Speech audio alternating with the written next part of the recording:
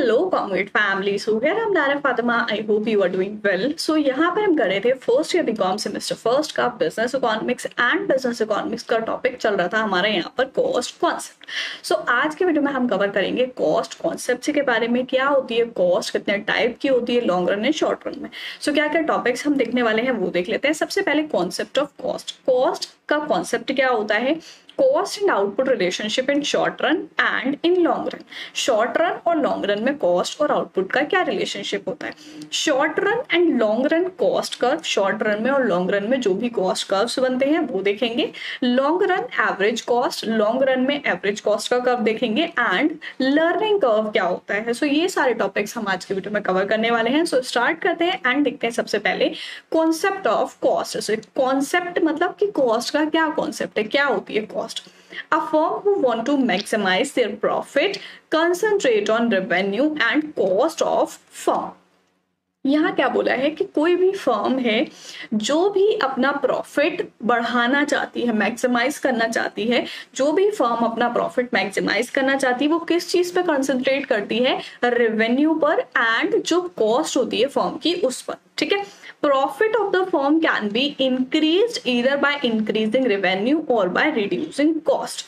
Profit किस तरीके से इंक्रीज हो सकता है? अब यहाँ पर बोला कि जो मेन मोटिव है, फर्म क्या चाहती है? प्रॉफिट को इंक्रीज करना। अब प्रॉफिट किस तरीके से इंक्रीज होगा? Profit of the firm can be increase either by increasing revenue, revenue को इंक्रीज करके, या फिर रिड्यूसिंग कॉस्ट, कॉस्ट को रिड्यूस करके। तो इस तरीके से जो है फर्म जो है वो प्रॉफिट कमा सकती है। Firm generally can not influence revenue because it is determined by market forces, but it is possible for the firm to reduce cost by producing maximum output और by increasing efficiency of the organization. अब देखो यहाँ पर क्या बोला है कि या तो रेवेन्यू को इंक्रीज कर सकते हैं, उससे प्रॉफिट होगा, या फिर कॉस्ट को रिड्यूस कर सकते हैं। ठीक है, तो रेवेन्यू का मतलब कि कितना प्रॉफिट मिल रहा है, जो भी सेल हो रही है उस पर कितना रेवेन्यू निकल के आ रहा है तो वो उससे प्रॉफिट इंक्रीज होगा। कॉस्ट का मतलब कि जितना पैसा लग रहा है प्रोडक्ट को बनाने में उस कॉस्ट को कम कर सके। अब यहाँ पर बोला है कि फर्म जो है वो जनरली इन्फ्लुएंस नहीं कर पाती है रेवेन्यू को। ठीक है, because it is determined by the market forces, क्योंकि रेवेन्यू जो है वो कहाँ से मिलता है? मार्केट फोर्सेस उस पर लगती है, जिसकी वजह से वो डायरेक्टली कोई भी फर्म जो है वो उसको इन्फ्लुएंस नहीं कर पाती है। तो क्या चीज पॉसिबल है यहाँ पर कि फर्म जो है वो अपने कॉस्ट को रिड्यूस कर सके। ठीक है, अब यहाँ पर क्या बोला, जैसे जो हमारी कॉस्ट और यहाँ पर रेवेन्यू, दो पॉइंट हमें गिवन है। ठीक है, तो रेवेन्यू पर क्या बोला कि मार्केट फोर्सेस लग रही है, बट कॉस्ट क्या है? कॉस्ट इंटरनल है। ठीक है, फर्म के अंदर। ठीक है, जिससे हम प्रोडक्ट को जो भी पैसा लगा के बना रहे हैं वो कॉस्ट होती है। तो क्या बोला है कि कोई भी फर्म अपनी कॉस्ट कम कर सकती है एंड उससे आउटपुट बढ़ा सकती है, और जिससे क्या होगा? प्रॉफिट इंक्रीज हो जाएगा एंड वहां पर एफिशिएंसी भी आएगी ऑर्गेनाइजेशन में। For managerial decision making, cost is very important because it helps to decide price for the commodity. It also helps to decide whether to increase the production or not. अब यहाँ पर क्या बोला कि managerial decision making जो होती है उसमें cost बहुत ज्यादा important है, कि जो भी मैनेजमेंट है वो अपने जो भी डिसीजंस ले रहे हैं तो उसमें cost एक important रोल प्ले करती है। क्यों? क्योंकि जो प्राइस है, किसी भी प्रोडक्ट का प्राइस जो है वो जो सेट होता है, डिसाइड होता है, तो वो कॉस्ट से ही डिसाइड होता है। ठीक है, तो यहाँ पर बोला है कि मैनेजरल डिसीजन मेकिंग के लिए कॉस्ट जो है वो बहुत ज्यादा इंपॉर्टेंट है। क्यों इंपॉर्टेंट है? क्योंकि जो प्राइस डिसाइड होते हैं किसी भी प्रोडक्ट के वो उसकी कॉस्ट जानने के बाद ही डिसाइड होते हैं। ठीक है, it also have decide whether to increase the production और नॉट। ये इस चीज में भी हेल्प करता है डिसाइड करने में कि प्रोडक्शन को बढ़ाना है या नहीं बढ़ाना है। जैसे कोई भी प्रोडक्ट बनाया मान लो, ठीक है, तो अगर उसकी कॉस्ट यहाँ पर पहले डिटरमाइन की जाएगी कि कॉस्ट कितनी निकल के आएगी। अगर किसी एक प्रोडक्ट की कॉस्ट 10 रुपीज निकल के आती है, ठीक है, तो उस पर जितना प्रॉफिट मार्जिन रखना है, मान लो 2 रुपए मार्जिन रखना है, तो उसका जो सेल प्राइस आएगा वो कितना आएगा? 12 रुपीज आएगा। ठीक है, तो सेल प्राइस निकालने के लिए पहले क्या करना पड़ेगा? कॉस्ट निकालनी पड़ेगी। तो यहाँ पर जो प्राइस है किसी भी कमोडिटी का, जो मार्केट प्राइस रहेगा, उसको डिसाइड करने के लिए पहले कॉस्ट जाननी जरूरी है। ठीक है, तो कॉन्सेप्ट ऑफ कॉस्ट यहाँ पर समझ में आ गया किस तरीके से होता है, क्या होती है कॉस्ट, कॉस्ट एंड किस चीज में हेल्प करती है। देन नेक्स्ट पॉइंट हम देखेंगे यहाँ पर कितने टाइप की हमारी कॉस्ट होती है। ठीक है, फर्स्ट वन आपको गिवन है private cost and social cost. Private cost क्या होती है पहले वो देखते हैं। Cost which are directly incurred by individual और firm producing goods and services is called private cost. Private cost क्या होती है, वो कॉस्ट जो डायरेक्टली लगे किसी भी एक इंडिविजुअल के द्वारा या किसी एक फॉर्म के द्वारा किसी भी प्रोडक्ट या सर्विस को बनाने के लिए। जैसे कोई भी एक इंडिविजुअल है, अगर वो कोई प्रोडक्ट बना रहा है अपना, तो उसमें जो कॉस्ट लग रही है डायरेक्टली, वो प्राइवेट कॉस्ट होती है। ठीक है, this cost gives private benefit to an individual और firm engage in relevant activity. अब जो भी एक्टिविटी वो कर रहे हैं उसमें ये कॉस्ट जो होती है क्या करती है, वो बेनिफिट देती है, चाहे वो इंडिविजुअल हो या वो फर्म हो। सोशल कॉस्ट क्या होती है, social cost on the other hand is paid by society as a result of production of commodity. किसी भी एक प्रोडक्ट को बनाने के लिए, किसी भी एक कमोडिटी का प्रोडक्शन करने के लिए उसमें जो सोसाइटी के द्वारा पेड होती है वो सोशल कॉस्ट कहलाती है। Even though social cost occur due to production of a commodity, it is not paid by producer. यहाँ पर क्या बोला है कि सोशल कॉस्ट जो है वो किसकी वजह से होती है, ड्यू टू जो प्रोडक्शन होता है किसी भी कमोडिटी का, तो वो किसी भी प्रोड्यूसर के द्वारा बेड नहीं होती है। एंड सेकेंड है historical cost and replacement cost. Historical cost क्या होती है, the original money value spend at the time of purchasing of an asset is called historical cost.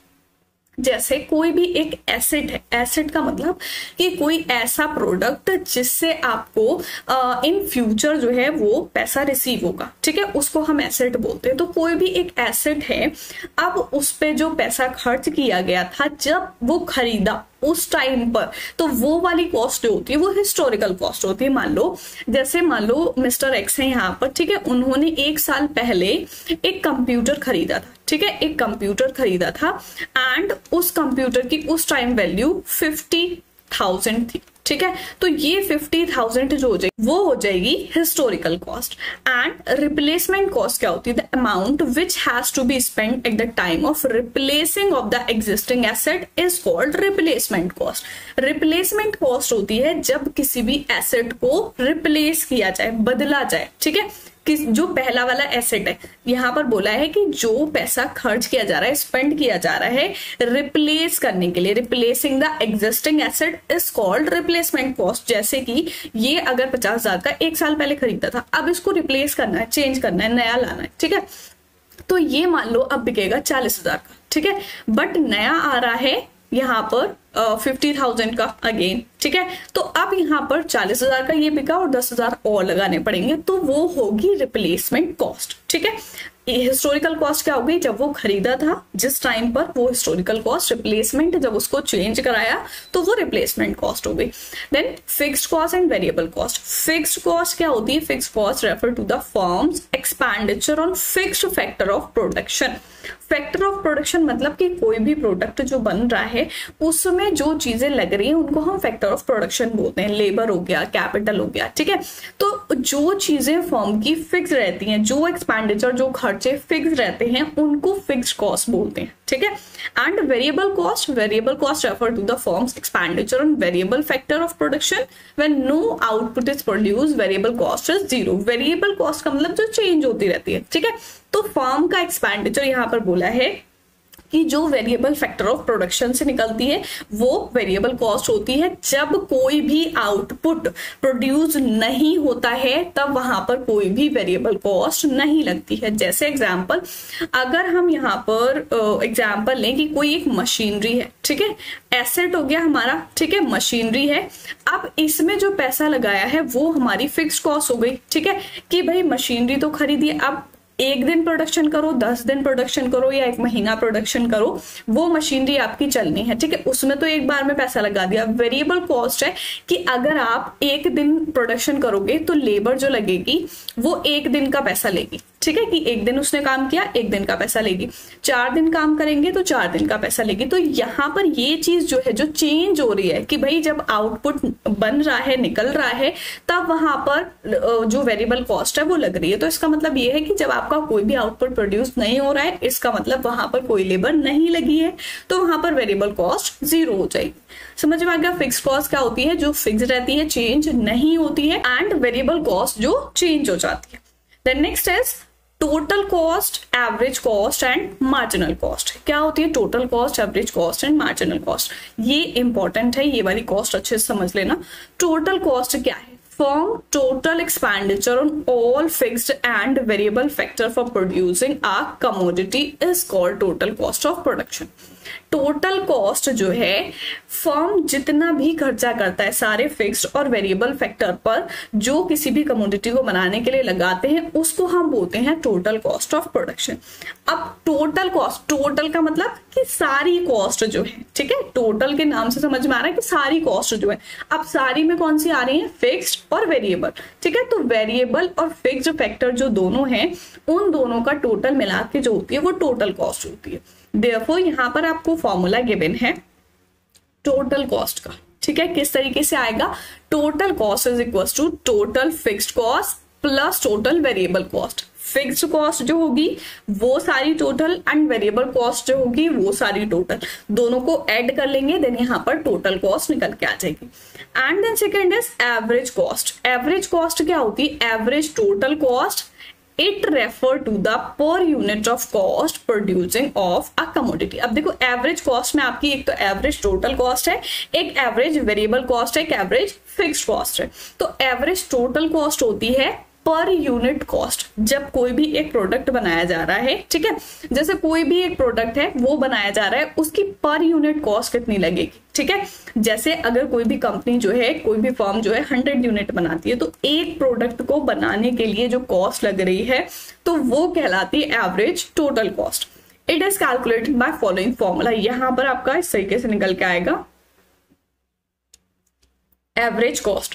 Average cost जो होगी यानी कि टोटल कॉस्ट जो होगी, एवरेज टोटल कॉस्ट, वो आएगी total cost upon quantity, number of quantity जितनी होंगी। तो देखो यहाँ पर टोटल कॉस्ट अगर मान लो यहाँ पर आपकी लगी 50,000, ठीक है, टोटल कॉस्ट 50,000 लगी, एंड यूनिट यहाँ पर प्रोड्यूस हुई 100, तो यहाँ पर आपका एवरेज टोटल कॉस्ट निकल के आ जाएगा कि एक यूनिट पर जो लगा है वो कितना लगा है? 500 रुपीज लगा है, ठीक है। समझ में आ गया एवरेज कॉस्ट कैसे निकल के आएगी। And then next is average fixed cost. Average fixed cost, it is per unit fixed cost of production, it can be calculated by the following formula. अब यहाँ पर देखो एवरेज फिक्स्ड कॉस्ट कैसे आएगी?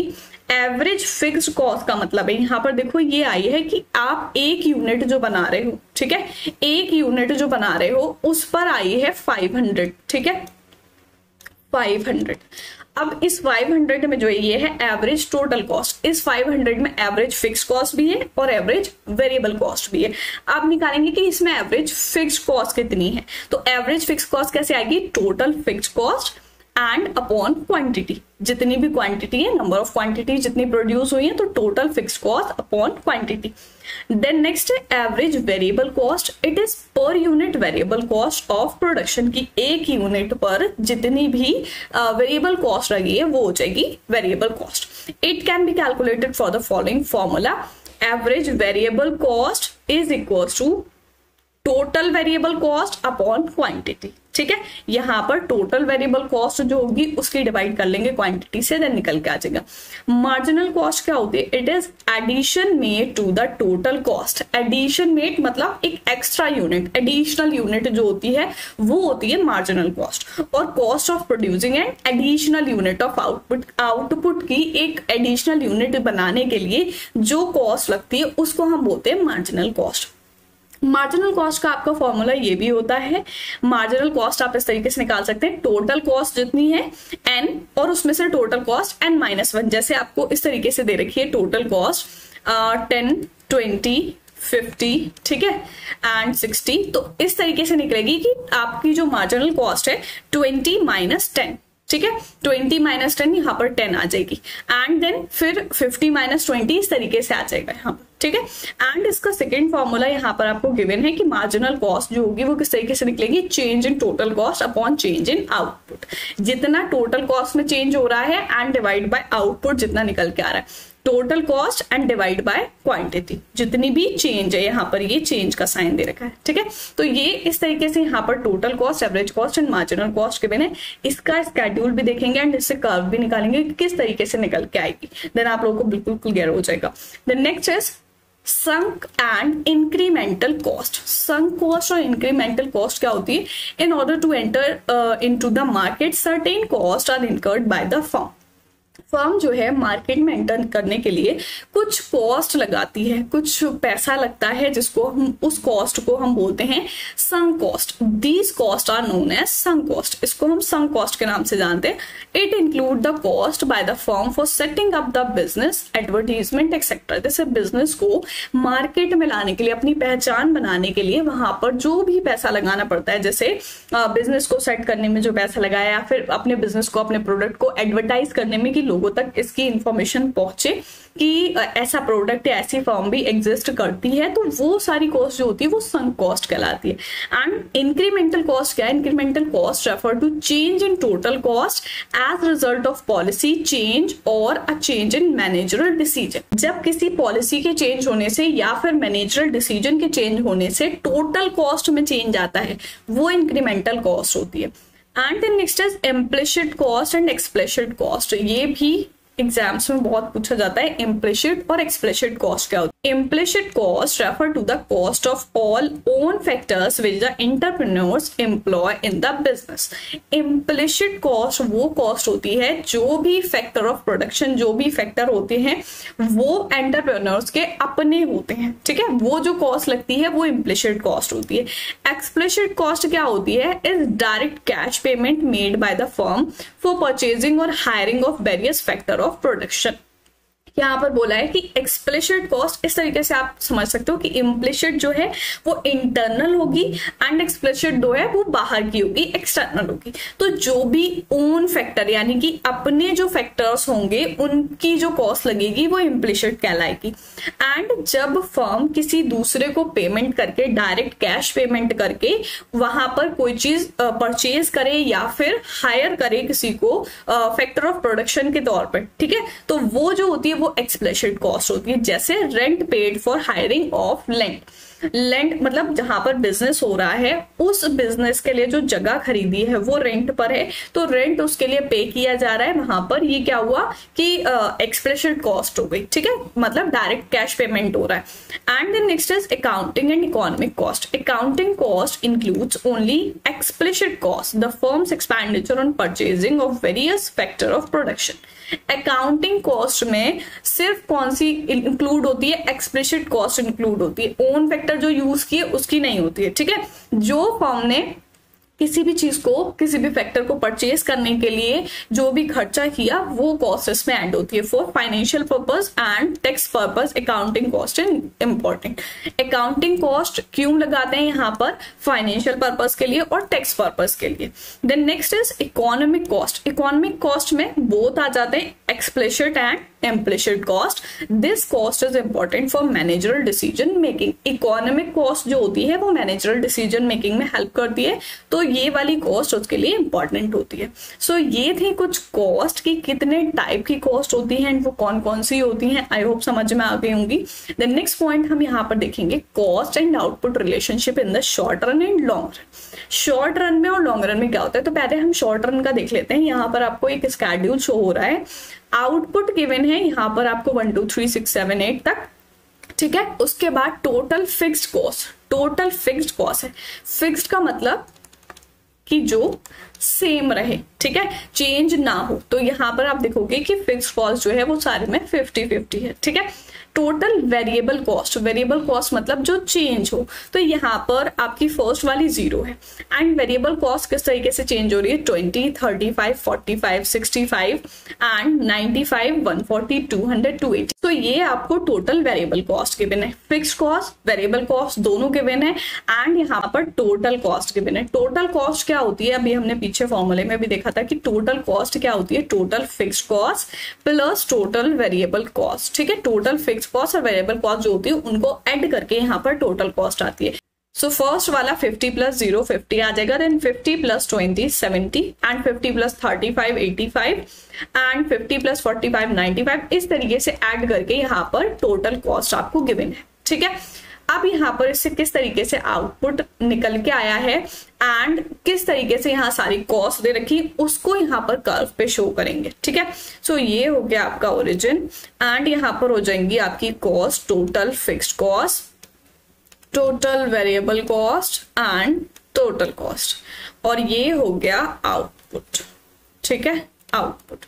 अब यहाँ किस तरीके से गिवन है, आउटपुट आपको गिवन है 8 तक। ठीक है, 1 2 3 4 5 6 7 8। ठीक है, एंड यहाँ पर कॉस्ट लिख लेते हैं 50 100 150 200 250 300 एंड 350।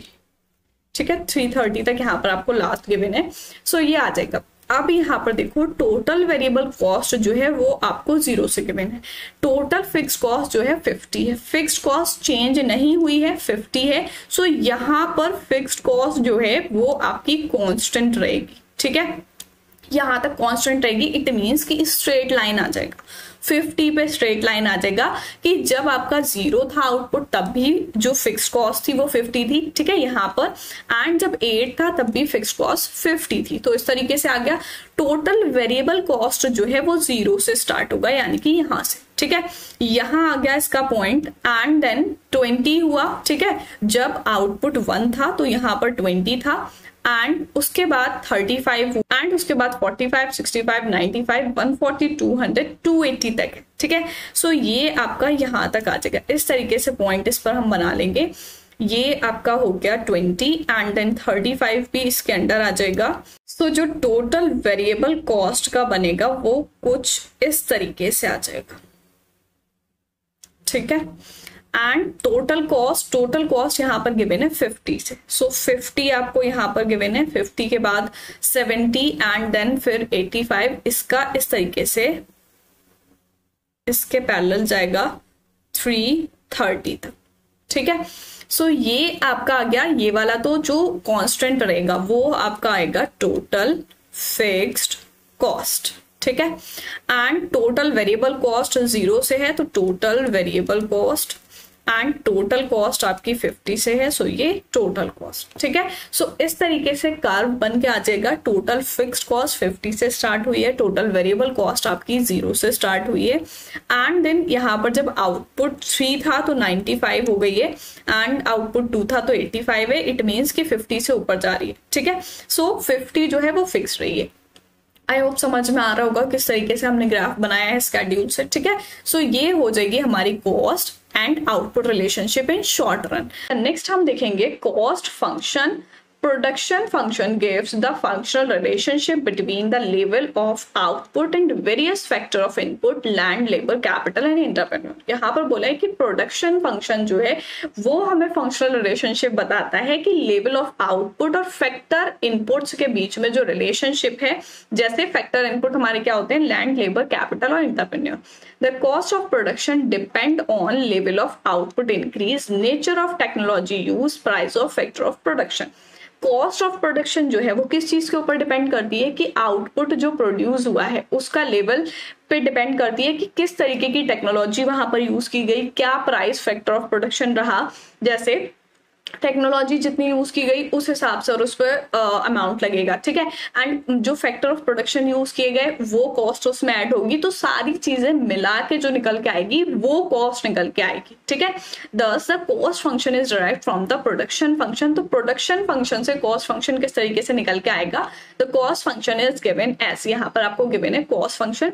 फंक्शनल रिलेशनशिप शो करता है किस किस के बीच में? क्यू, यानी कि यहाँ पर क्यू क्या है? लेवल ऑफ आउटपुट प्रोड्यूस, कितना आउटपुट निकल के आया। एंड टी है यहाँ पर टेक्नोलॉजी। P एंड F जो है, P है price of factors and F जो है वो आपको फंक्शनल रिलेशनशिप बता रहा है, ठीक है। सो यहाँ पर ये जो है आपका ये शो कर रहा है कॉस्ट फंक्शन को। कॉस्ट फंक्शन क्या होता है? जो फंक्शनल रिलेशनशिप बताए total cost and level of output, technology और प्राइस ऑफ फैक्टर के बीच में। Any change in production function will shift cost function either up or down। अगर प्रोडक्शन फंक्शन में कोई चेंज होता है तो वो कॉस्ट फंक्शन को इंक्रीज भी कर सकता है और डिक्रीज भी कर सकता है। कैसे? जैसे यहाँ पर प्रोडक्शन हो रहा था 100 यूनिट्स का, ठीक है। तो 100 यूनिट्स पे अगर किसी एक यूनिट को बनाने के लिए 10 रुपीज लग रहे हैं, ठीक है, 10 रुपीज लग रहा है। अब प्रोडक्शन जो है वो इंक्रीज करके 200 यूनिट कर दिया, ठीक है। तो अगर 10 रुपीज एक यूनिट के लग रहे हैं तो 100 का यहाँ पर टोटल जो कॉस्ट निकल के आएगी वो 1000 आ जाएगी। अब जब प्रोडक्शन इंक्रीज हुआ 200 हो गया, तो यहाँ पर 200 की 10 से जब मल्टीप्लाई करेंगे तो यहाँ पर 2000 कॉस्ट निकल के आएगी। तो कॉस्ट यहाँ पर क्या हुआ कि जैसे प्रोडक्शन इंक्रीज हुआ कॉस्ट भी इंक्रीज हुई, प्रोडक्शन डिक्रीज होगा तो कॉस्ट भी डिक्रीज होगी। तो कहने का मतलब ये है कि अगर प्रोडक्शन में कोई चेंज होगा तो उससे कॉस्ट फंक्शन पर इफेक्ट पड़ता है, कॉस्ट फंक्शन शिफ्ट करता है, या तो अप जाएगा या डाउन जाएगा, ठीक है। तो कॉस्ट फंक्शन समझ में आ गया क्या होता है। देन नेक्स्ट पॉइंट देखेंगे short run cost output relationship. Short run cost output relationship क्या होता है? यहाँ पर आपको गिवन है आउटपुट 1 से लेके 8 तक, 0 से लेके 8 तक, ठीक है। टोटल फिक्स कॉस्ट जैसे कि अभी हमने देखी फिक्स रहती है, सारे टाइम में कॉन्स्टेंट रहेगी। Total variable cost, variable cost अब यहाँ पर गिवन है 0, 20, 35, 45, सेम वही गिवन है जैसे अभी पीछे हमने देखी थी। टोटल कॉस्ट किस तरीके से निकल के आएगी? Total fix cost and total variable cost को ऐड करके। एंड यहाँ पर average fix cost, average variable cost दे रखी है, तो एवरेज कॉस्ट कैसे निकलेगी? एवरेज फिक्स कॉस्ट और एवरेज वेरिएबल कॉस्ट को ऐड करके। यहाँ पर टोटल कॉस्ट हमारी निकलेगी total fix cost and total variable cost को ऐड करके। एंड एवरेज कॉस्ट कैसे निकलेगी? Average fix cost plus average variable cost को ऐड करके, ठीक है। एंड यहाँ पर मार्जिनल कॉस्ट गिवन है, तो मार्जिनल कॉस्ट कैसे निकलती है? टोटल कॉस्ट को माइनस करके, ठीक है। तो यहाँ पर देखो एवरेज फिक्स कॉस्ट जो है 50 है, एवरेज वेरिएबल कॉस्ट 20 है, ऐड करके 70 आ गया, 50, 20, 70। एंड यहाँ पर एवरेज वेरिएबल कॉस्ट जो निकल के आई है आपकी, एवरेज वेरिएबल कॉस्ट का भी फॉर्मूला देखा था किस तरीके से निकलेगी। फर्स्ट तो 0, 0 है तो ये 0 आ जाएगा। एवरेज फिक्स कॉस्ट जो है, अब एवरेज फिक्स कॉस्ट आपकी यहाँ 50 आई है, तो अगर आप टोटल फिक्स कॉस्ट देखोगे यहाँ पर 50 है, ठीक है। 50 की डिवाइड बाय 1 करोगे तो यहाँ पर 50 आ जाएगा, 50 आ गया। 50 की डिवाइड बाय 2 करोगे तो यहाँ पर 25 आ जाएगा। एंड 50 की डिवाइड बाय 3 करोगे तो यहाँ पर 16.66 आ जाएगा। इस तरीके से एवरेज फिक्स कॉस्ट आ जाएगी, ठीक है। एवरेज फिक्स कॉस्ट कैसे आई? यहाँ पर एवरेज फिक्स कॉस्ट आई total fix cost upon quantity, ठीक है। एंड इसी तरीके से हम एवरेज वेरिएबल कॉस्ट निकालेंगे। एवरेज वेरिएबल कॉस्ट आएगी, एवरेज वेरिएबल कॉस्ट आएगी total variable cost upon quantity. अब यहाँ पर देखो टोटल वेरिएबल कॉस्ट जो आपको गिवन है, टोटल वेरिएबल कॉस्ट फर्स्ट तो 0 है, 0 आ जाएगी। देन नेक्स्ट 20 गिवन है, 20 की 1 से डिवाइड करोगे यहाँ 20 आ जाएगा। देन 35 की 2 से डिवाइड करोगे 17.5 आ जाएगा। इस तरीके से एवरेज वेरिएबल आ जाएगी। एवरेज वेरिएबल निकाली, एवरेज फिक्स निकाली, दोनों को ऐड करते जाएंगे। यहाँ पर एवरेज कॉस्ट आ गई 25 प्लस 17.5, 42.5, ठीक है। इस तरीके से एवरेज कॉस्ट यहाँ पर निकल के आ गई। एंड देन मार्जिनल कॉस्ट, अब मार्जिनल कॉस्ट किस तरीके से निकलेगी? मार्जिनल कॉस्ट निकलती है टोटल कॉस्ट को माइनस करके, ठीक है। यहाँ पर देखो टोटल कॉस्ट आपको गिवन है, टोटल कॉस्ट फर्स्ट 50 है। अब 70 में से हम 50 माइनस करेंगे, 20 आया, तो यहाँ पर 20 आ जाएगी, ठीक है। एंड देन 85 में से 70 माइनस करेंगे, यहाँ पर 15 आ जाएगा। एंड देन 95 में से 85 माइनस करेंगे, 10 आ जाएगा। इस तरीके से माइनस करते जाएंगे, देन यहाँ पर मार्जिनल कॉस्ट निकल के आ जाएगी। सारी चीजें आपको स्केड्यूल में गिवन है, एंड यहाँ पर इससे किस तरीके से ग्राफ बनाएंगे वो देख लेते हैं। अब देखो एवरेज फिक्स कॉस्ट का डाउनवर्ड स्लोपिंग जाएगा 50, 25, 16.66, 12.5 डिक्रीज हो रही है, ठीक है, डिक्रीज हो रही है, इट मींस डाउनवर्ड स्लोप करेगा। तो यहाँ पर आपका ये 50 से आएगा, ठीक है, 25, 16.6, फिर 12.5, इस तरीके से होता हुआ ये आ गया एवरेज फिक्स कॉस्ट का, ठीक है।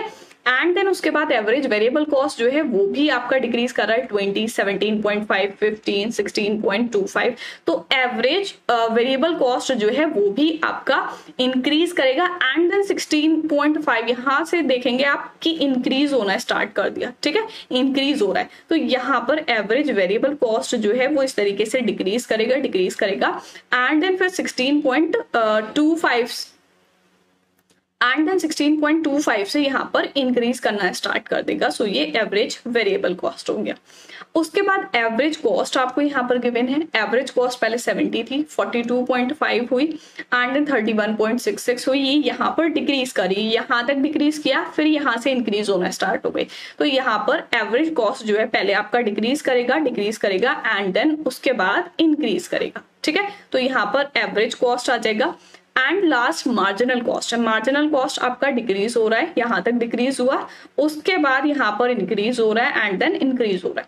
तो मार्जिनल कॉस्ट जो है वो डिक्रीज करेगा इस तरीके से एंड बहुत ज्यादा जाके यहाँ पर इंक्रीज हो जाएगा। तो इस तरीके से जो आपकी कॉस्ट है उसका यहाँ पर रिलेशनशिप गिवन है कि आउटपुट जैसे इंक्रीज करेगा तो जो कॉस्ट है वो कैसे इंक्रीज होगी एंड कैसे डिक्रीज होगी। आई होप आप लोगों को क्लियर हो गया होगा। स्केड्यूल भी गिवन है एंड यहाँ पर कर्व भी गिवन है। जिस तरीके से स्केड्यूल दे रखा है उसी तरीके से यहाँ पर आपको कर्व बनाने हैं। एंड देन नेक्स्ट यहाँ पर गिवन है long run average cost curve. Long run में एवरेज कॉस्ट कर्व किस तरीके से बनता है, कॉस्ट एंड आउटपुट, ठीक है। तो ये आपका जाएगा यू शेप, ठीक है। Average cost first and then ये वाला जाएगा एवरेज कॉस्ट सेकेंड एंड ये जाएगा एवरेज कॉस्ट थर्ड, ठीक है।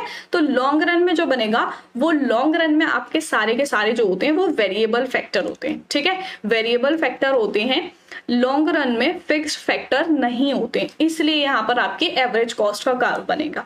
देन नेक्स्ट पॉइंट हम देखेंगे लर्निंग कर्व। लर्निंग कर्व क्या होता है, the learning curve shows N inverse relationship between an average cost of production and level of output. यहाँ पर क्या बोला है कि लर्निंग कर्व जो है वो क्या शो करता है, इनवर्स रिलेशनशिप शो करता है एवरेज कॉस्ट का और लेवल ऑफ आउटपुट का।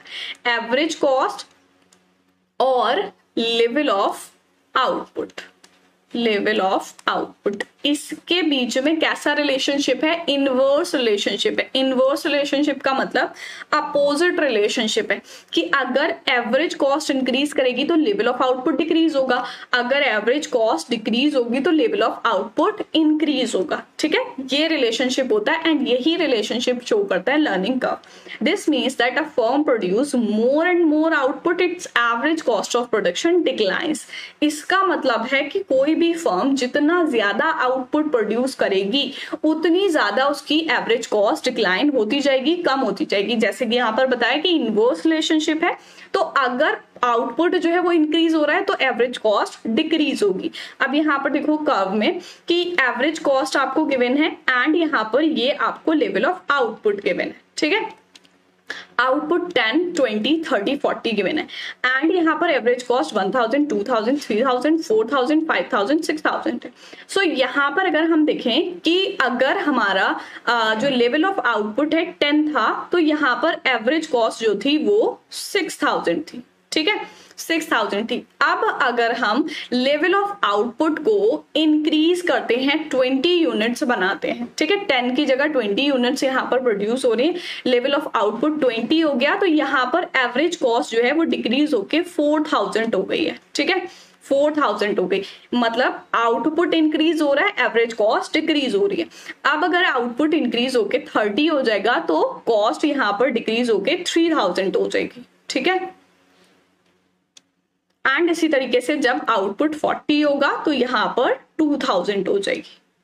सो इससे क्या शो हो रहा है, ये जो पॉइंट हमारे निकल के आ रहे हैं ये एक कर्व शो करेंगे एंड वो कर्व हमारा कहलाएगा लर्निंग कर्व। सो ये निकल के आ रही है, ठीक है, एंड ये हो गया एवरेज कॉस्ट। सो ये चीज जो है ये जो शो कर रहा है कि भाई अगर हम एवरेज कॉस्ट को इंक्रीज करें तो लेवल ऑफ आउटपुट कम हो रहा है, ठीक है, एंड लेवल ऑफ आउटपुट को इंक्रीज करें तो एवरेज कॉस्ट कम हो रही है। तो यहाँ पर इनवर्स रिलेशनशिप शो करता है लर्निंग कर्व एवरेज कॉस्ट और लेवल ऑफ आउटपुट में। आई होप क्लियर हो गया होगा। सो आज के वीडियो में हमने देखा कॉस्ट के बारे में कि कॉस्ट क्या होती है, कॉस्ट कॉन्सेप्ट से क्या होते हैं, एंड कितने टाइप्स की कॉस्ट यहाँ पर हमें गिवन है। जो जो कॉस्ट हमें गिवन थी वो सारी डिस्कस की। कॉस्ट का और आउटपुट का क्या रिलेशनशिप होता है, कॉस्ट फंक्शन क्या होता है, एंड यहाँ पर शॉर्ट रन कॉस्ट और आउटपुट रिलेशनशिप देखा, and long run average cost curve देखा, and lastly learning curve. So I hope cost आपको बिल्कुल अच्छे से समझ में आ गई होगी। देन नेक्स्ट वीडियो में करेंगे हम नेक्स्ट टॉपिक। सो मिलते हैं नेक्स्ट वीडियो में, तब तक के लिए गुड बाय।